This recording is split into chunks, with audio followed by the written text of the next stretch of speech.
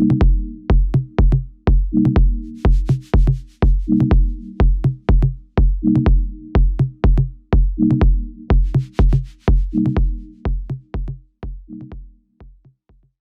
everybody. Let me share my screen so that we can see the presentation. But I mean, Marijke was already doing it, so let's start in fashion. So what we normally do, I don't know if this is basically breaking the whole rule of the whole get together, but is there a way? Well, let's do it like this. There's a way how we greet our kids, and then basically I would like to invite you to mimic me. So we basically raise your hand to the sky, raise your hand to the sky, wiggle it, everybody, wiggle it, raise it higher to the sky, cover your pirate's eye, and if you want to sail far, you scream, ah! Okay. So yes, I've been talking to Marith and Marijke and the team of Share Scream Africa to see what I could talk about today. And we came to the conclusion that I really wanted to share the story about behavioral design and behavioral change and how it can work in conservation. And driving environmental awareness or environmental literacy, if you would like.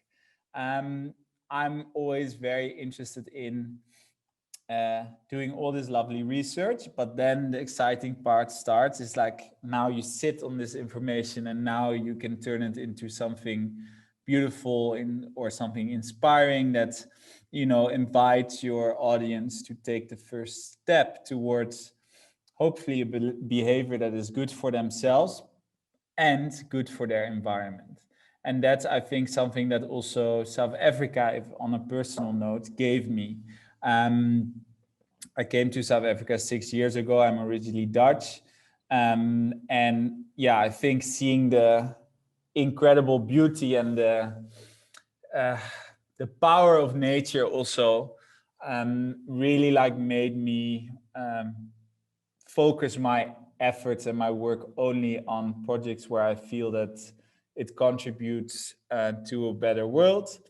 And yeah, just from a personal note, how I always explain this is that when you go to the Netherlands, it's a really amazing country, but a lot what you see is man-made, right? Even half of the land of the Netherlands has been brought up. It wasn't land before, like 60 years or 70 years ago, which means that the nature that you experience often is not as old or as ancient as you feel, for example, in South Africa. And I think that makes the Dutch people sometimes a bit arrogant in a way that they feel that they can solve anything because they can create this world. But I think it's very important to remain humble and that you understand that you're a small particle and that your actions, you know, do have a massive impact on the world, but that you play a part in this bigger thing. And I think South Africa reminds you of that constantly when you're out in the mountains, when you're in the ocean. You're just struck by awe and you understand, okay, I'm part of this and I need to conserve this. I have a background in behavioral, I studied behavioral economics, so always been very interested in why people behave in a certain way and how you can influence them. And I try to apply that knowledge on mostly social impact projects. So today, I just want to give a small introduction of our business, and then I want to talk about behavioral design. I also try to find some examples, some more like conservation examples when it comes to behavioral design and how you can implement it, or maybe in sometimes how it's going wrong and how we should reverse it. And then I'll briefly give a explanation of what we do with Captain Fanplastic and how we drive behavior change there. If there are any questions, yeah, please feel free to interrupt or ask, and then Meredith will obviously unmute you. In the behavioral design part, I have some questions, so also stay awake. All right, so Soapbox, we are basically mobilizing youth and organizations for impact. We have 3 offices, 2 in the Netherlands. I'm now actually at our Amsterdam office. I used to lead that for 3 years before I came to South Africa. We focus mostly on sustainability, education, financial inclusion, and healthcare. And yeah, we basically form this network of companies, education, and governmental institutions. How we work is that we always work from a human-centered design perspective. And for the people that don't understand or don't know about how this works, it's basically that you start at a point where people, that's actually in any project, maybe you start at a point where you have an assumption about something and how it works and how you can impact it, or how you can work with it, or solve for it. But then you go on to this trajectory where you start with your research or your inspiration, and you go very wide. So you start doing a lot of desk research, you're trying to get all the information in. And then from there, you go to your field research and you start doing in-depth interviews, surveys maybe, so that you narrow down your research again. So you diverge down to a point where you can really set your behavioral challenge. So a behavioral challenge basically is a question that you would like to solve with your project. So they call the how might we question. So basically the sentence is formed in the following way: how might we influence the audience you're focusing on to behave in a certain way or in the desired way in order to have the following impact, right? So I don't know, how might we influence the middle class to start cycling to reduce CO2 emissions, giving an example, right?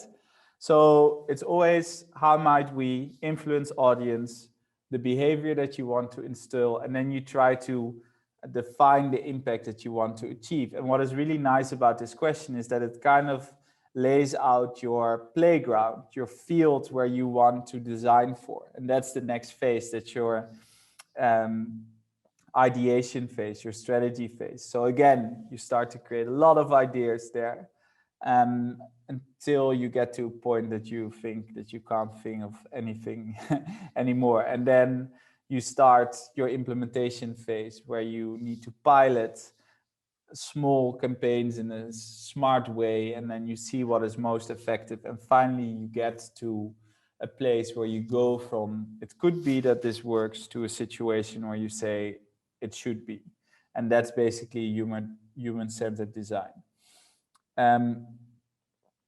We make impact with a lot of different companies, either through their corporate social responsibility,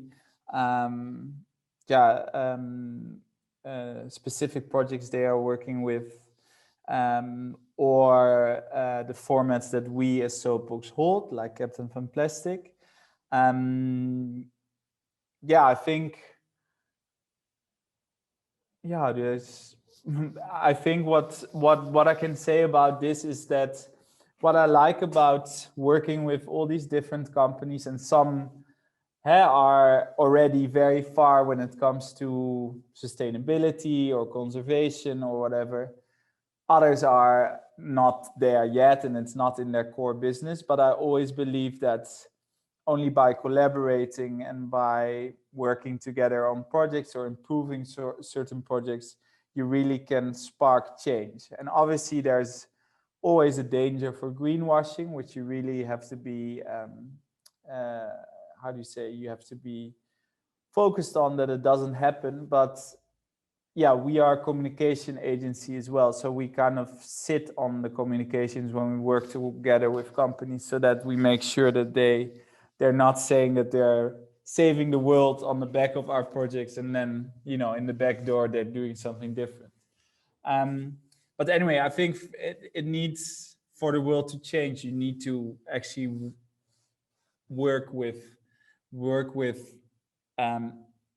any company to really spark change and see if you can turn things around. Obviously within boundaries. But yeah. So besides our consultancy work, we develop our own formats. And what we how that works is that we often see things happening in society and we feel that we want to change that. So one thing that we do, and we actually started now a week ago, the first SDG challenge in South Africa. We have been doing this for 4 years in the Netherlands. And we basically mobilize university students with big organizations and have these students act as consultants, and let them think about how these big corporates can contribute to the Sustainable Development Goals of the UN. And we just started it now in the Western Cape in South Africa, so working with the 4 universities there and 4 partners. So that's really exciting, and it's cool space to be and to really, I think stimulate and drive more and more awareness for the SDGs. I can tell you in the sales process that many companies still were asking what they were about, and that also showcases sometimes where some of the South African companies are at when it comes to the Sustainable Development Goals. And I'm not saying that they are all, but I think it is important that they are aware of them at least. During the water crisis in 2017 in the Western Cape, it was a very interesting time when it came to behavioral design. I actually included that in one of my examples as well. But everybody was speaking about your domestic use of water, right? So washing machine, showering, toilet, even how much water your dog uses. Every Western Cape inhabitant knew that, which was really impressive, right? That really that message really came down. One thing that was never discussed was the impact of food, and I think for the South Africans in this call, they might know why, because the South Africans love to braai, right? And yeah, if you start talking about meat and the water consumption that comes to meat, it's not a very popular topic to talk about, but you can actually, maybe have a meatless Monday and then shower for a month and consume the same amount of water. So we took Lapo Magni, a good friend of mine, he won an Italian MasterChef, to the middle of Tewater's Kloof Dam to showcase to people that climate change was real, first of all, because a lot of people were still in denial.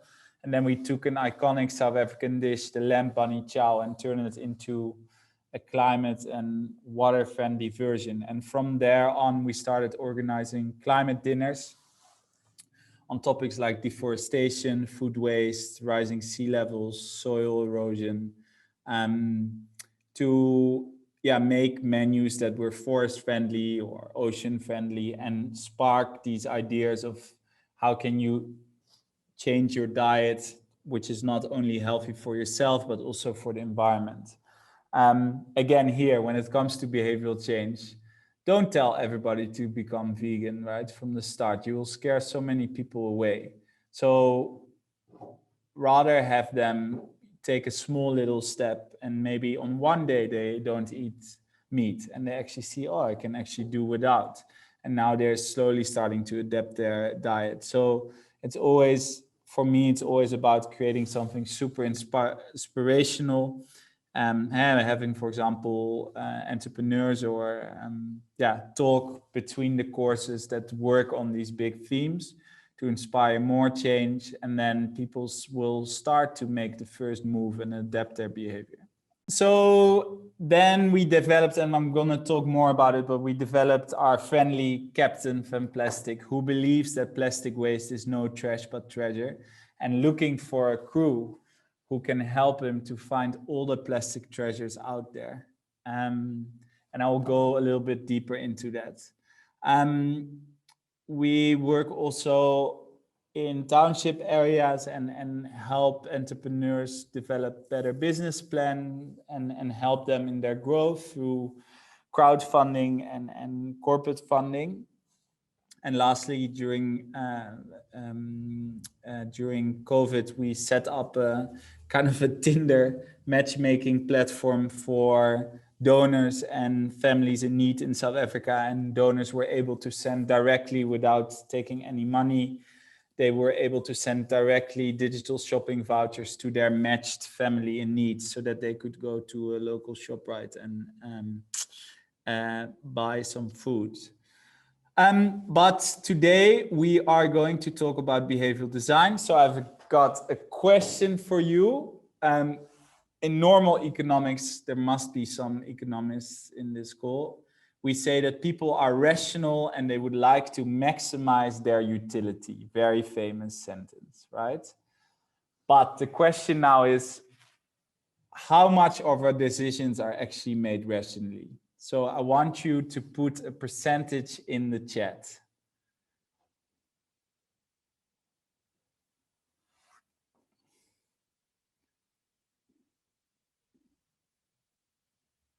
How much percent of our decisions are made rationally? I see 5%, 15%, 10%, 5 or less. 45, Dr. Taylor is a very rational man. 30%, 20%. Okay, so it is only 5%, right? And basically the godfather of behavioral economics is Daniel Kahneman, and he wrote this book, Thinking Fast and Slow. If you haven't read it, it's very interesting. And he basically talks about that your brain basically has two systems. A system one, which is your gut. It's very fast, it's intuitive, it gives you constantly suggestions and it doesn't cost you any effort. You see a red light, robot, you stop automatically. Your system one knows this, it's intuition, you stop for red.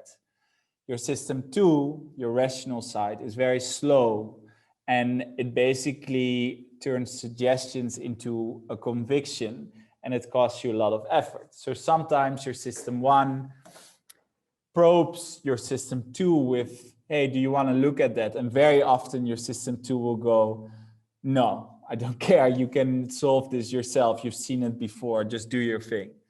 But in certain occasions, your system two is like, okay, I want to rationalize this.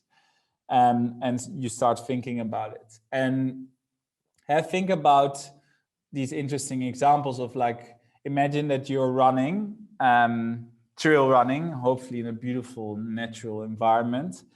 And now you start thinking about this very difficult problem that you try to solve at your work or financial situation or whatever. And what you will immediately notice is that you will start to slow down and you will actually stop because you have to think. And this is where these two systems basically collide, because now you need all your brain and thinking power to think about this problem that you want to solve. So behavioral economics, you know, they don't say that, they don't challenge economics in that way. They're like, if you want to look at things from a macroeconomic point of view, it's very important to make that assumption that people are rational and that they want to maximize their utility, because otherwise it's very hard to make models and predict. However, when you look at smaller groups of people or individuals, it doesn't add up. So you need to take into account that people actually are super irrational. And the reason for that is that it's quite simple, is that life is too complicated to carefully evaluate every element of every situation. So we learn to take shortcuts that help us make what are usually very important, reasonable and reliable decisions. Not always. But imagine that you have to rationalize everything, every decision you do in your day. You wouldn't leave your house. Probably you wouldn't leave your bed, right? So that's why these two systems, or this is how these two systems work. So for this exercise, I need a volunteer. We're gonna put the system 1 and the system 2 into practice. Who would like to raise his or her hand?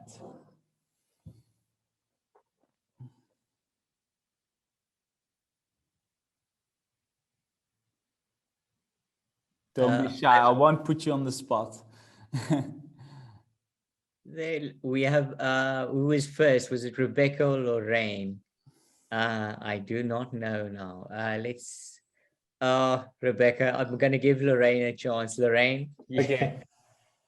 Nice to meet you, Lorraine. So what I'm going to ask you is I'm going to ask you to read. You see this line here, right? And I'm going to ask you to read the words from the top to the bottom. And you need to indicate if the words are written on the left side of this line or on the right side of this line. Okay? Okay. So, it's been a long day. Let's see. And you need to do it as quick as possible to challenge yourself. Okay? So go from top to bottom and just read if the word is either, just see if the word is either on the left or the right side of the line. Okay? Here we go. Left, right, left, left, right, right, left, right. Okay, and do that again. On the next one? Yes. Okay, left, left, right, left, left, right, right, right. Okay. Did I do this like totally wrong? No, you did it perfectly well. So what you saw, right, was that at the beginning you were struggling because these two systems, they were battling, because system 1 was nudging you, you were reading left, right? But sometimes left was actually written on the right side of this line. So you see that your system 2 now steps in and you're like, okay, I'm being tricked. And what you see with this exercise is that the left side of this, the first line, it's harder to do because here you are being tricked and these two systems come and play. On the right side, it just indicates if the letters are big or small. So it's unrelated to the question that I asked you. Right. So this is another example of how these systems works. Very well done, Lorraine. Okay, so what I really enjoy doing when it comes to solving for a problem or working on a project or on a brief is to start with BJ Fogg's behavioral change model. And I think you can even like put this to work in the animal kingdom. It's an interesting question to ask maybe, but basically what BJ Fogg says is that behavior happens when your motivation, your ability is high enough and you are prompted or triggered at the right moment in time. And then he created a graph with this skew line where he basically says that if you're on the left side of this line, it doesn't matter what trigger you try or what prompt you try, because the behavior will not happen because you're either not motivated enough and your ability is not enough for the behavior. Your motivation is how bad do you want to do it, your ability is how easy is it, and the prompt is something that asks you to act. If we talk about things that ask you to act, there are 5 ways of asking you to act. What are those 5 ways? Can people write that down?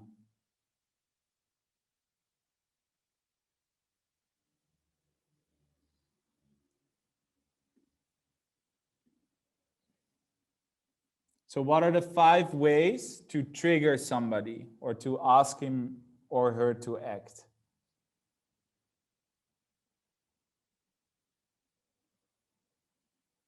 Okay, people are now turning on their system too. It's not too hard, eh? If you hear a bell when you're laying on the beach, what do you, well, is that a way? Okay, no, it's, so it talks about, okay. It talks, you guys are far away, I'm sorry. It's about your senses, right? It's your 5 senses. So, you know, sound, sight, smell, taste, and touch. Those are the 5 things that can trigger somebody or that ask them to act. When you walk past the bakery, what do? They push out a scent of freshly baked croissants. So what in this model, what happens? They know that in the early morning, Ruben is very hungry because he was too late to go to his work. So he didn't have time for breakfast. So his motivation to eat is high. Now this lovely bakery has an open window where they sell croissants out of, and they have cashless system. I can even like pay from my bike because they have a way for me to hold on. So the ability is super high. And then they punish me with a smell of freshly baked croissants. And they know that I'm here in this area and they will sell it to me regardless. And very shortly, the reason why this is skew is sometimes you are so motivated for something, you will go the extra 100 miles for it. So that's why it's not a linear line. Or sometimes it's so easy that you just do it, right? That's why your motivation doesn't have to be high, but if your ability is so high, you will do it. And these are those, you know, times where you buy something that you really don't need, but it's so easy and yeah, why not, you know? When it comes to marketing and communication, this is the prompt and the trigger is often obviously what you do. But what you need to establish is actually, is my audience motivated enough? And what is their ability? Is actually the behavior that I ask them, is it doable? Can they even do it? Right? Because if that's not in place, then that whole fancy marketing campaign won't work. I hope that's clear. So then when it comes to mapping behavior and mapping your communications around it, what we use is this thing called a persuasion matrix. And it talks about 3 phases of communication. So you have initial consideration, active evaluation, and your conversion. And this is where your behavior, your desired behavior happens. And at every stage, you ask yourself, what is the key information that I want to tell my audience? What are boosters? So what are ways to up my motivation? What are barriers that I can take away so that my ability increases? And, what channels am I using to create a trigger or prompt that is targeted at my audience at their moment of truth, so that we can first explain something to them, then they, if they're interested, they start actively evaluating, and then we are going to persuade them to really do the behavior. So that's like how you map and how you use kind of this model together. And you can craft your campaigns or your projects around that. So as this is always the fun stuff, I must be honest, in a lot of behavioral change projects, it's all about the ability, right? But the ability is a hard thing to work on. So people focus often on the motivation, and which is also a fun thing to focus on. So anyway, I'm doing that now as well, but I'm telling you, always look first at the ability, because that's where you will have your biggest wins. For the motivation, we have a very famous economist called Robert Cialdini, and he wrote a book Influence, where he talks about the 6 principles of persuasion. If you type that down in YouTube, 6 principles of persuasion, you get like a 40-minute infomotion that explains it very well. And I would invite you to look at it because it can help you in your projects. Social proof. Individuals look for social proof when they are in an unfamiliar situation. And then they tend to believe that they're less likely to behave inappropriately when they copy the behavior of the people surrounding them. So here, I actually wanted to showcase a video to you, but here we have Captain Yanga, my colleague, taking children in, I think Marijke actually saw this video, so she can vouch for it. But he was taking children on a treasure hunt in a very rural village in KZN. And I really loved that because we had 150 children saying, the captain is Fanplastic because he picks up plastic. And they were shouting and they were singing and whatsoever. And all the villagers came out of their houses and all the children started to clean up the gardens of these villagers. And now you get a situation where a really big group of people actually start to showcase that certain things should be done differently, or that litter in your garden is not okay. And you create your own social proof in a way, which is cool. Social proof can also be very negative, I must say. If you take for example, if something really bad happens on the street, well, let's take a little bit less hectic example. If you're still hectic, but if you're drowning in the ocean, is it better that the beach is full of people or that there are 2 people? Right? I'll let you think about the right answer, but it's basically, it's better for 2 people to be there, right? Because what happens when there's hundreds of people, you get this thing called a bystander effect, which works on social proof. So what happens is people see somebody drowning and now they start looking around. But because this is an unfamiliar situation, hopefully, nobody knows how to act. So what they start to do is they start to look at the others, but the others are looking at them at the same time.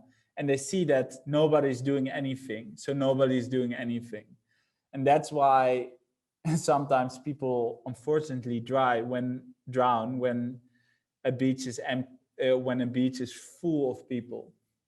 And another situation is often when something on the streets happens, somebody is attacked or whatever, and then you read there were 40 witnesses. And you're like, how is that possible? How is that possible that nobody did something? Well, it was for all these people a situation that they don't normally encounter. So they were looking at each other to see if somebody would act, but nobody acted. So you get this thing called a bystander effect. That's why it's very important that you always point and scream at one person when something like that happens.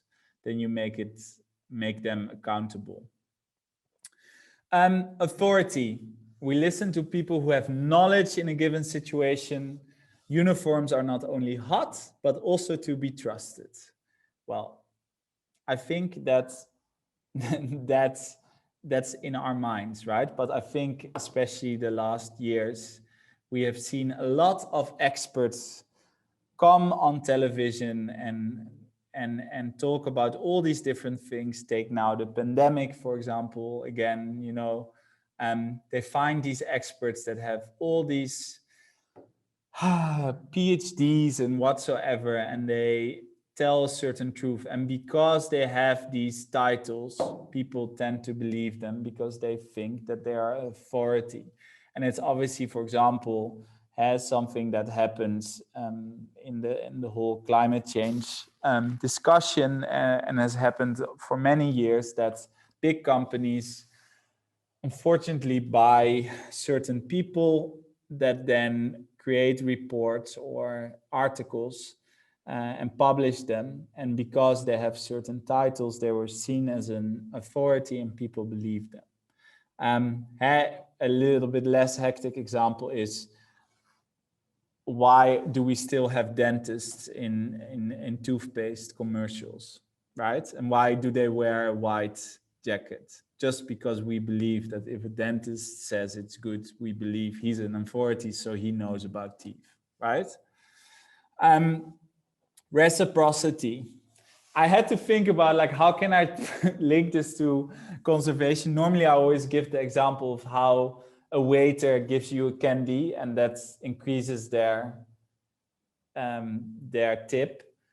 And then they give 2 candies and that increases their tip. But the thing that works the best is that they give one candy, they walk away and they come back and they say, no, for you, another candy.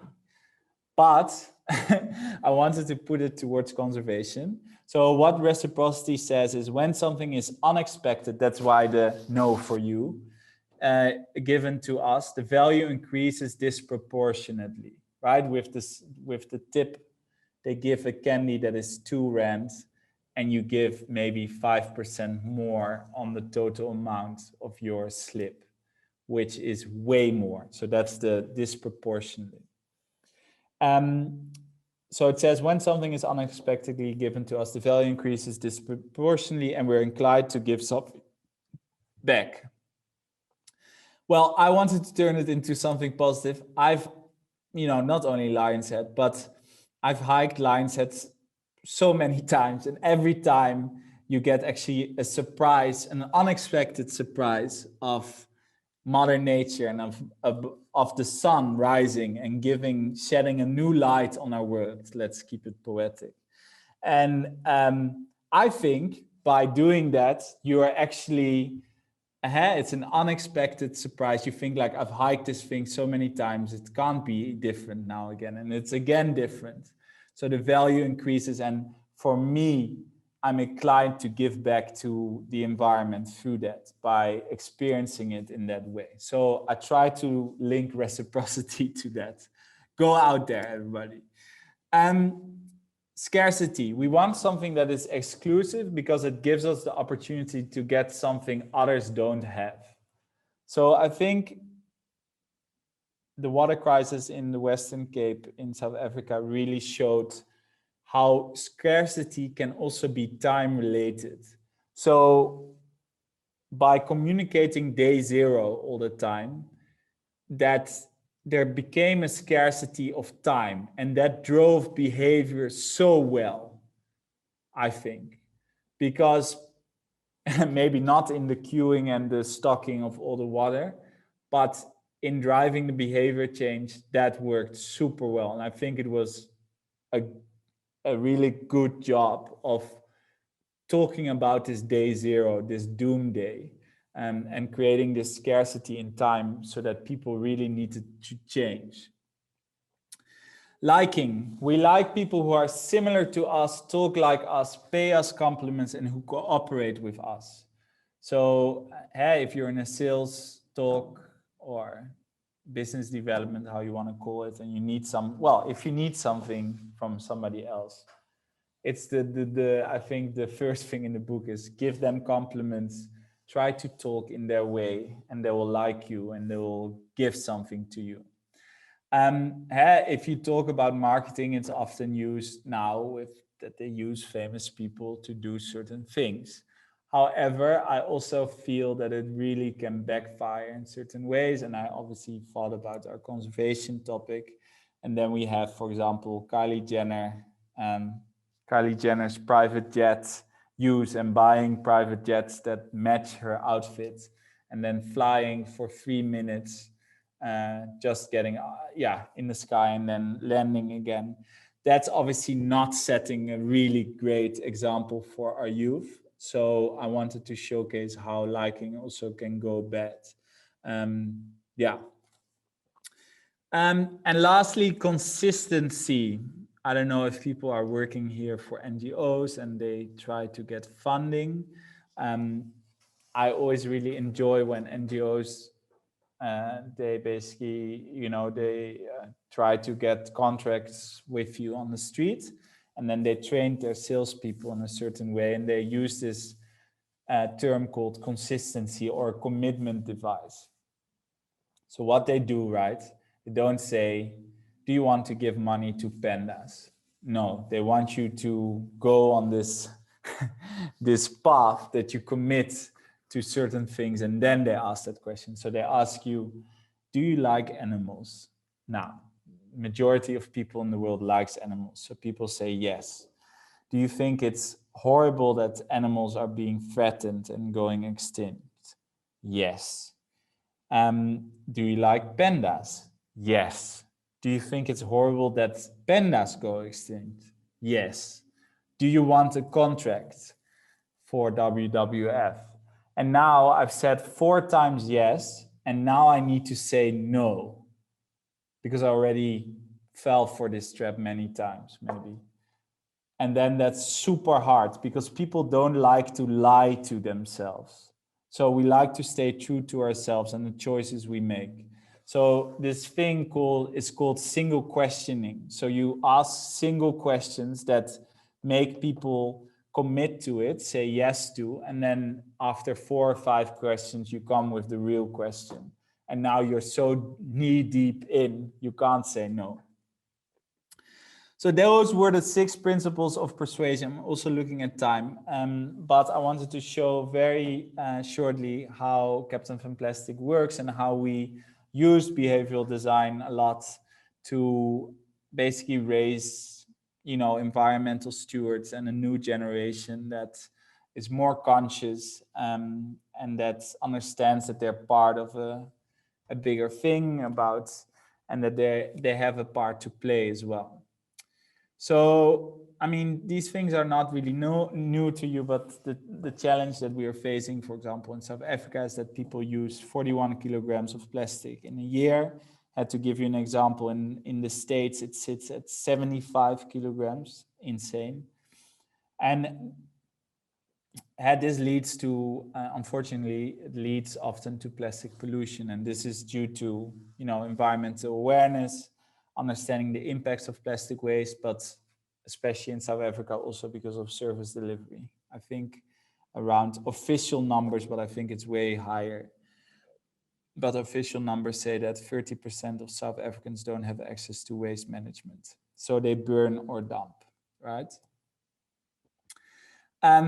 What we wanted to change is you have a very famous company called the Ocean Cleanup. It's from this Dutch guy from the TU Delft, Boyan Slat, and he does great work.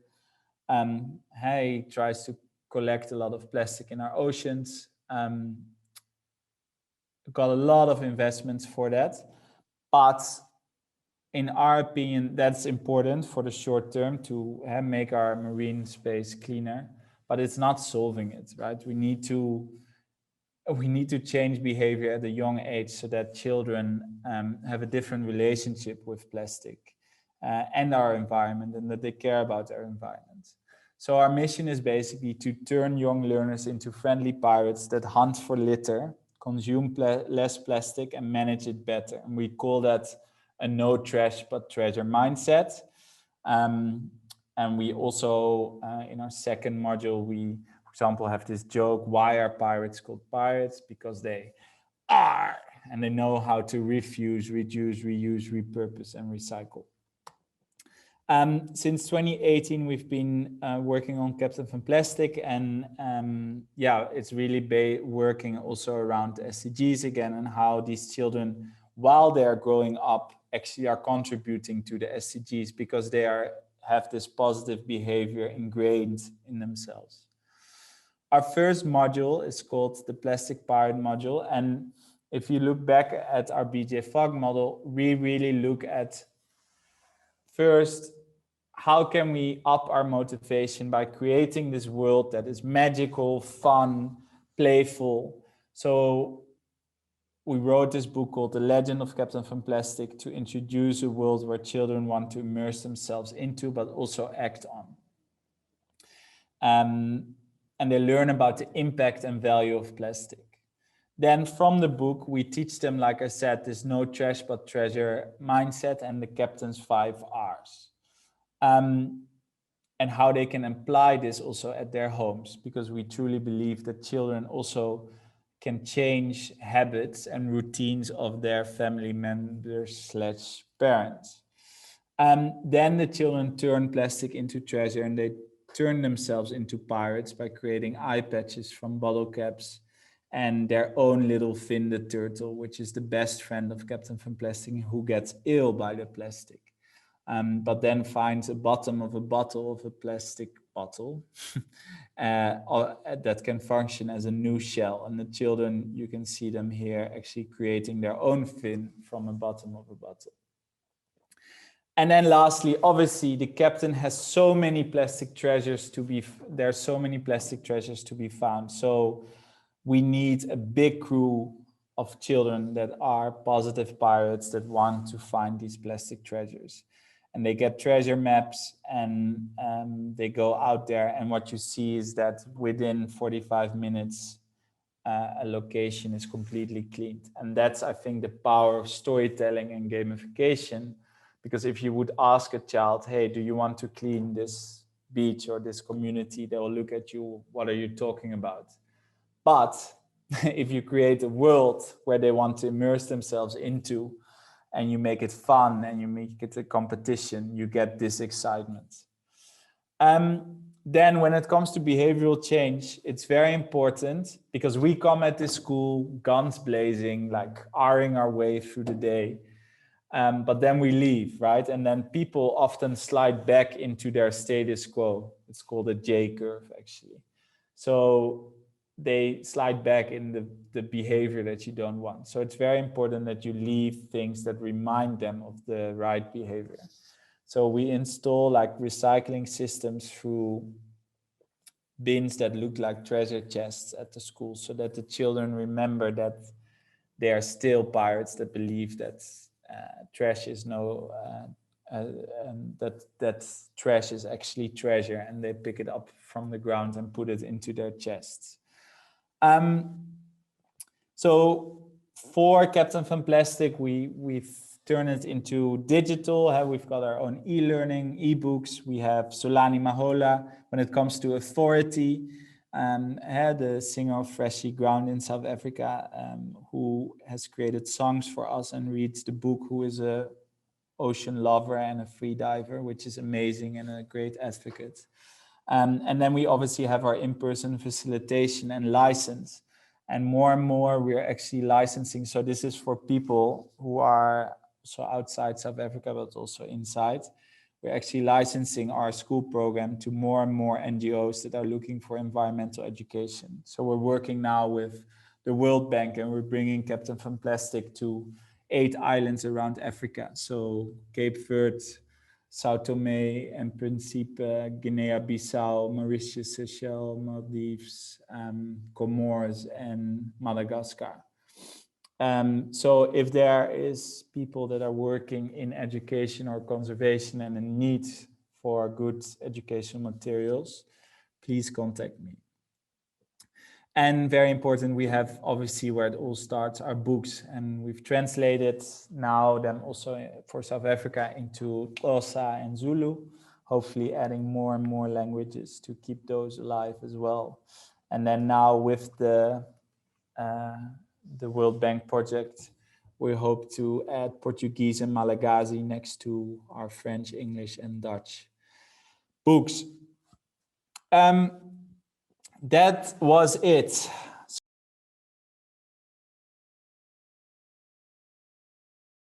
I might be wrong, but this might have been the most interactive talk we've had since the inception, but of our talks. So it was absolutely wonderful. So, Ruben, thank you very much, and I'm going to open the floor to questions and answers now. So please use the reaction tools or jump up and down. And if I don't see you, just keep jumping up and down, and I will get to you eventually. Lorraine said it needs to be in Spanish. I believe it needs to be in all the languages of the world. So, and eventually, Ruben, I'm absolutely sure you'll get there with enough support. No question, just a statement. Yes. Reality is this work, I think, in nearly any context. The point is that we're thinking youth, and that's fantastic. But, being NGO, I would like to listen to this again and again until I understand all these principles, because we always we have to be motivational all the time. We have to be that. And these principles, Ruben, I'll go through it again, because I'm sure for the LCA, it will also help me having no training of the kind, and you have to keep on going. So I think to anybody in an NGO context, study from a scientific perspective, and then apply it to your own context. It applies to Andy Klee too. Thank you. Wonderful. Thank you very much. Let's just see. I'm going to Dr. Ogilvy, I'm going to read you your Isolde, I will be with you now. I'm just going to read Dr. Ogilvy's chat section quickly. Thank you. Children learn whilst having fun. Excellent way of incorporating perpetual awareness plus instilling environmental ethics. People forget that there are 3 different kinds of knowledge: head, hands, and heart. And you have incorporated all 3. So, brilliant comment there. Isolde, I'm going to ask you to unmute. There we go. Lovely. Screen's yours. Thank you. Ruben, amazing talk. Like Chris says, you'll have to listen to this again and again, because you make the extremely difficult thing look quite easy. And it is not. I want to ask you, you didn't elaborate a lot on what you do with the plastic. On that one slide, there was one thing that said eco-bricks. Do you have a project running, or are you involved in a project there? I'd like to know, please. So it goes on multiple levels. So I think when it comes to the plastic, right, it's so dependent on the context of that school, of that environment. I had now a call with these 3 men of the Comoros running an NGO there, and they just laughed for 3 minutes when I asked them what happens to the plastic. I'm like, please do tell me, right? And they're like, there's no management. We just put it on a pile and we use petrol and we make a massive fire. That's it, And then it's super it's very hard to then go if there's really nothing, then, also eco-bricks, what is very important about that, it's a short-term solution, right? Eco-bricks is not a permanent solution. It's a short-term solution in situations where there's really nothing there. So we kind of give schools ideas of what they can do with the eco-bricks to make small little structures on their quads and stuff like that. Because often the eco-brick collection points, right, still are super far away. And then you get again transport, accessibility, all these things. So that's one thing. Then what we are really trying to work on, and that's if anybody can get us some really big funding, that would be amazing. But we work with this partner called the Great Plastic Bake Off, and they turn any type of plastic into building bricks, but yes, I've heard of it. Yeah. From roofing to tiles to waterways to any form. And they have mobile kitchens, so it's literally a container that you can drop, for example, on the Comoros, and they take 5,000 kilograms of plastic per day, and it turns into 5,000 bricks.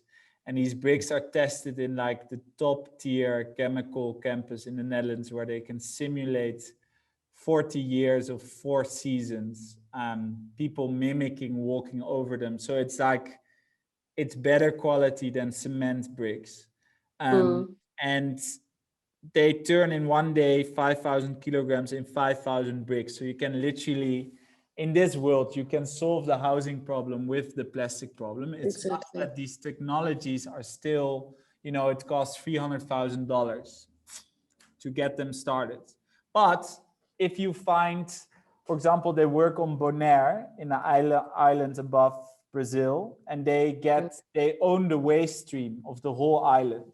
So you need three things, right? You need a waste stream, you need a local entrepreneur like waste pickers or people that separate already, and then you need an off-taker. So for example, in South Africa, you could have a builders that actually sells bricks.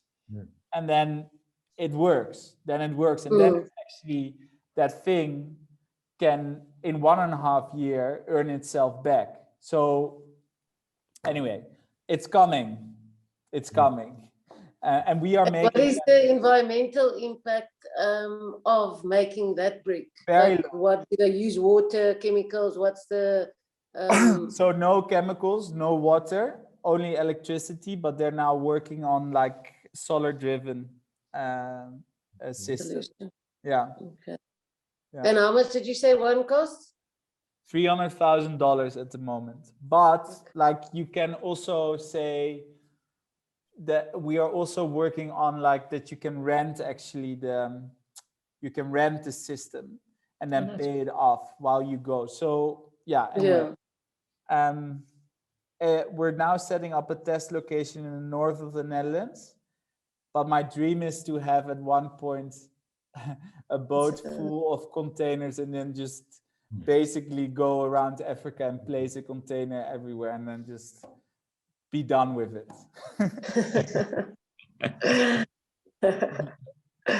Yeah, that'll be fantastic. Yeah. Wonderful. Thank you, Isolde. Was that it, or do you have any more questions? Yeah, no, there's a lot more, but it can wait. Thanks. Okay, wonderful. Thank you very much. Yes, please. Yeah, I've been quite involved in the Interactive Science Centre world of late, and we try to make our interactive displays, educational displays and experiences, not only hands-on, but also minds-on and hearts-on, so that you engage people physically, mentally, and emotionally. And I think, that supports, what's been shared in this talk, that we've got to reach people in all three of those ways. And something else that I've promoted through the Science Centre movement is what I call the education information value chain. And that is, it's no longer enough to just convey information to people. Most people who have access to the internet can acquire basic information. What we've got to do is convert that information into knowledge, something that's useful, and then take it further than that. That knowledge has got to be converted into wisdom so that they use their knowledge to make good decisions in their lives.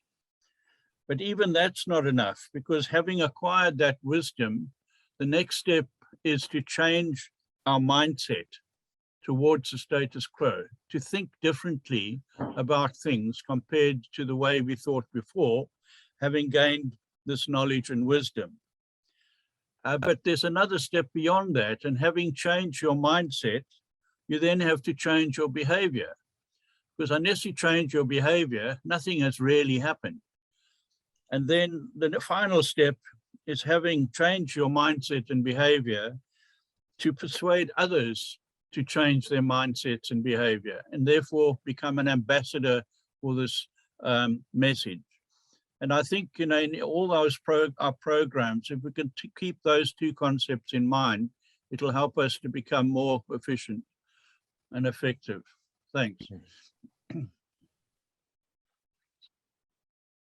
Absolutely true. And I see Dr. Ogilvy is absolutely agreeing with you on that, Professor Bruton. Wonderful. Where I just saw another hand. Andy, I'll get to you now, but I think Lorraine's hand was up first. You were basically at but ladies first. Let's play the gentleman. Lorraine, there we go. I was actually first. But details. Do you want to talk something about why people throw trash down? I have two theories, that it's either partly in anger, kind of like a rebelliousness, that streak that they have, you know, you can't tell me not to do this, so I'm going to do it. Or else it has to do with, you know, kind of like for millennium, you know, we would eat an apple and then we would just throw the core and it would disappear. Goats would eat it or something. And we haven't kind of mentally made the transition from, you know, eating something that has plastic and throwing it. We're still genetically wired to just throw stuff away. Do you have ideas on this? Yes, definitely. I think, unfortunately, in South Africa, there's a really big belief that it creates jobs. And it's a horrible stigma that is attached to it. Correct. So, like, there is really a true belief that because the municipality hires people to clean up, it's a very lazy response and argument of people to say, well, if I'm proper, these people will lose their jobs. It's something we get back so often. It's crazy. And it's like, it's also, and I mean, and that's why, let's put it like this. I had the privilege to actually visit Marijke not so long ago in Durban, which was really lovely. And we did one, you saw some pictures, but one program in rural KZN and one in Bambai, quite, heavy township, like serious township. Like we've seen many, but this for me was up there of, you know, looking outside and not having really anything to, how do you say, nothing to have hope for, in a way, just the surroundings. And I think what I really realized also was that how plastic pollution and waste in general, but definitely plastic pollution, how it breeds other societal issues so much, right? Because if there's no pride of taking care of your own garden or taking care of the part of the street that you live for, there is no accountability to talk to others to say, hey, this is something that we live, you know, this is our place, this is something that we cherish. And if that's not there, then all these other things start to happen, right? Criminal activities, drugs. It was so apparent in this, like, how it breeds. And obviously those have also other reasons, don't get me wrong. And I'm looking at it from a European perspective, and, you know, it's just, but it actually, let's say, it ignites a lot of other things or reinforces other things. But yeah, some of the most heard stigma that we heard was that we hear is that it creates jobs. And then also what is super interesting that we found out, actually working now for sorry, now my click was not good. PE, to develop like a waste minimization campaign for them. And then we interviewed this guy, and he lives in this township there, and he couldn't cope with this field where he used to play was completely with trash. So he started to clean it up every day. Every day he was there after work, 2 hours. Every day people came up to him. Did you get a tender for this to clean this up? Did you get a tender for this to clean this up? The same happened when I was in Bambai. We were cleaning up there. Then the response is, because you're cleaning up, did Ramaphosa send you to do this? Did he pay you to do this? So there are some really tough, how do you say, barriers that you need to get past. But that's why it's so important we work with youth, because they have less of these routines or less of this history, and then you return to school and they come up to you and they're like, and they like proudly, they proudly showcase what they have been doing, because I'm going diverting a little bit, but I didn't say this in my talk, but what I learned through this program a lot is that every child, every human that is born has such a strong connection to nature, so strong. It cares about any child we ask during the cleanup, why are you here? They say, I'm here to save the animals. Every child, right? And the problem is when we grow up, not everybody, especially not the people in this school, but a lot of people, they disattach from that, right? And they stop caring about it. But like, that's why it's so important that if you have these children that have that still in them, and then you connect certain behavior with that, you hope that they carry that onwards in their life, Good answer. Lorraine, all good? Okay. Thank you very much. Mr. Klee, it's your turn. I've completely forgotten what I was going to ask. Sorry, I was thinking about all that, Ruben. Just my background quickly, Ruben. I've been with a local charity in the southwest of the UK on the coast, Plastic Free North Devon, and we've been grappling with a lot of these issues. And yeah, I think the big challenge, obviously, it's a Western society here with different challenges, perhaps to the ones you're facing there. But I think one of the big challenges we've got all these, individual desire to change behavior, but it's that systemic change. Most people shop in the supermarket and pretty much everything is wrapped in plastic, and and our waste disposal systems are a lot more swept up funded by the taxpayer. But I wonder if you've got any sort of thoughts on how we, as well as individual behavior change, and I know this links to it, how we get that systemic change to happen as well. It's the $1,000,000 question, I guess, but any thoughts? And just a small, while you're thinking, a small victory we've had.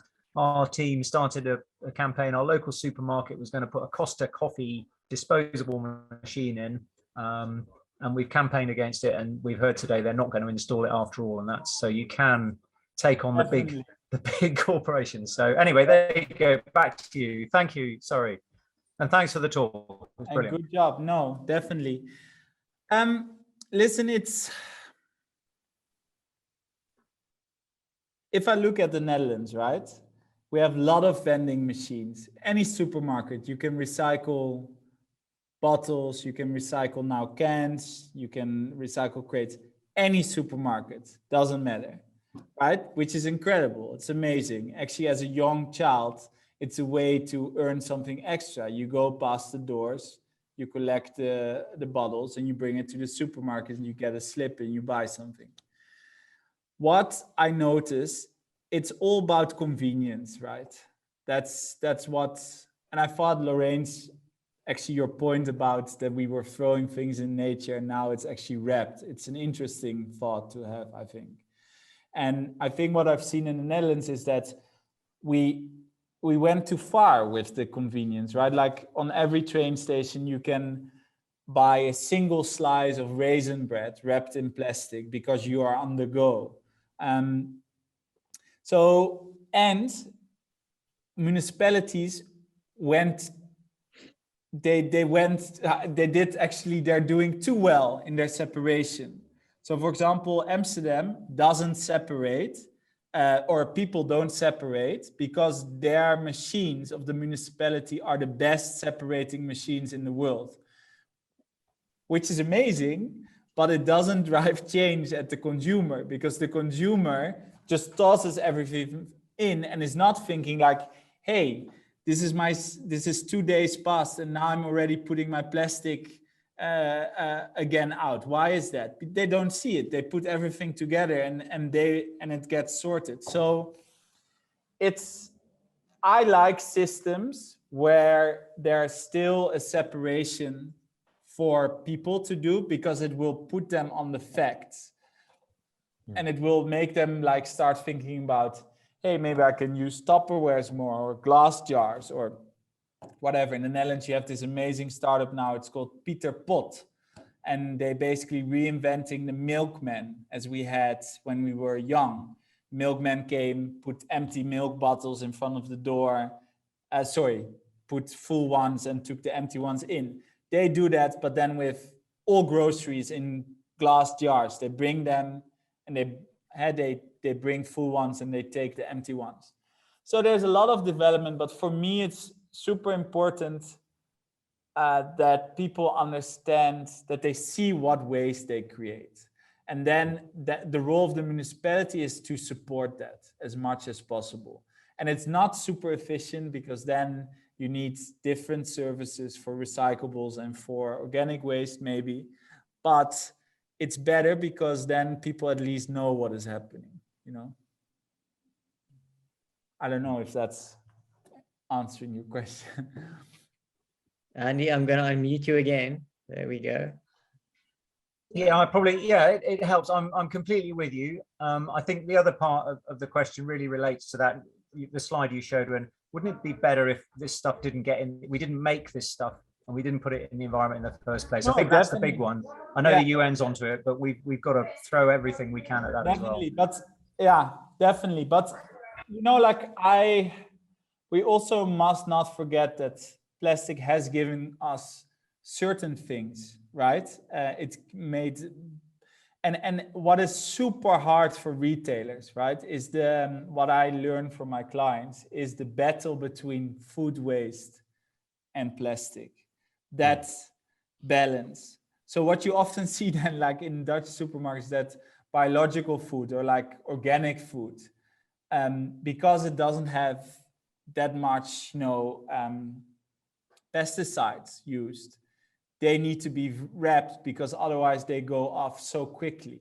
And then you're like, but you're making organic food, and now you're like, so that's a tough decision that they constantly need to make. But these organizations, like I said, who are reinventing packaging, right, through their jars and everything. For me, that's super interesting. And that they're able to scale, and that you see now that the biggest supermarkets in the Netherlands really are pushing for package-free stores, means that they're making waves too much, because otherwise they're not changing, Yeah. Wonderful. Thank you, Andy. Thank you, Ruben. Any other questions, ladies and gentlemen? Andrew, Dr. Marici, you are. I'm asking you to unmute. So there we go. Thank you very much, Ruan, and Ruben. Thank you very much as well for the scintillating type of discussion and presentation. Now, just quickly, in the beginning, one of your slides was about how might we influence people to make conscious food choices in order to battle climate change. Yes.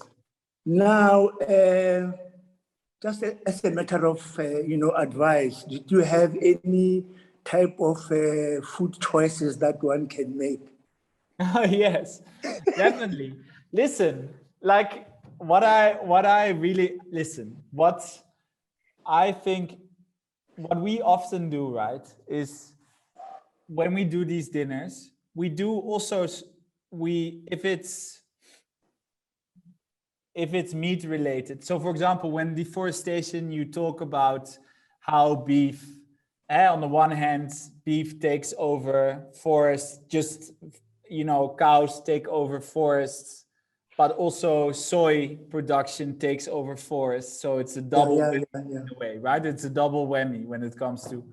So in a dinner like that, we were very lucky. We had the chicken of the woods, which I don't like.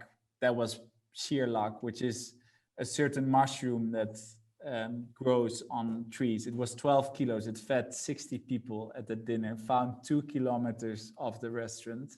Anyway, not a lot of CO2 happening there, which was really, it was just a strike of luck. But we do at those dinners is that we do serve meat, but we look at the most like viable option at one course, right? Then we say like, if you decide to eat meat, then at least choose this, right? So when it comes on the scale of meat, I think in South Africa or in Africa in general, like the love for chicken is actually really good, because on the scale of impact, chickens are actually doing the best, right?